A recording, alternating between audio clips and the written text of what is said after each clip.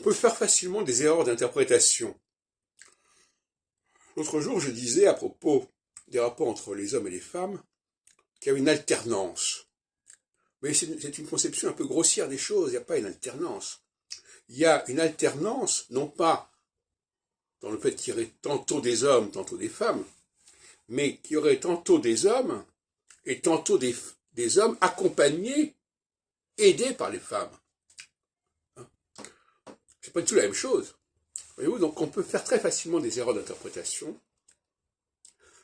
J'écoutais l'autre jour, hier soir, Radio Courtoisie, des réflexions sur la Bible, justement, puisque là je viens de faire allusion à l'idée de la femme aide de l'homme, Ezer, Kenegdo, et on peut dire la Bible n'importe quoi, si on n'a pas de référence.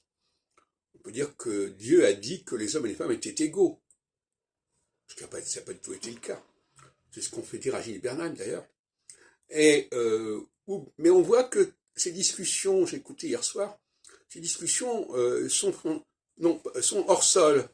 C'est-à-dire qu'on nous parle de ce qu'on dit des femmes dans la Bible, mais on ne nous dit pas ce que sont les hommes et les femmes aujourd'hui.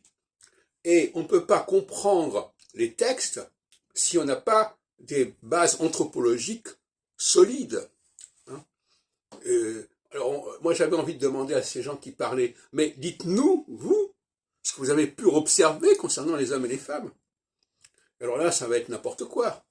Ça veut dire, ah oui, mais on a vu des femmes faire ceci, on a vu des femmes faire cela. On n'a aucune idée de cyclologie. Alors la cyclologie, c'est fondamental. Il y a des périodes où les femmes sont appelées à jouer un certain rôle, et des périodes où elles ne sont pas appelées à jouer un certain rôle. Les périodes où les hommes sont incapables de gérer eux-mêmes tout seuls les choses, eh bien, on fait appel aux femmes. Mais il y a des périodes, au contraire, où c'est les hommes qui sont parfaitement capables de se débrouiller tout seuls.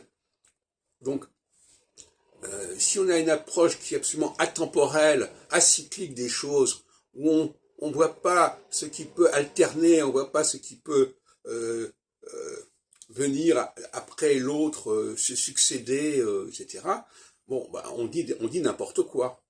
Et c'est malheureux à dire.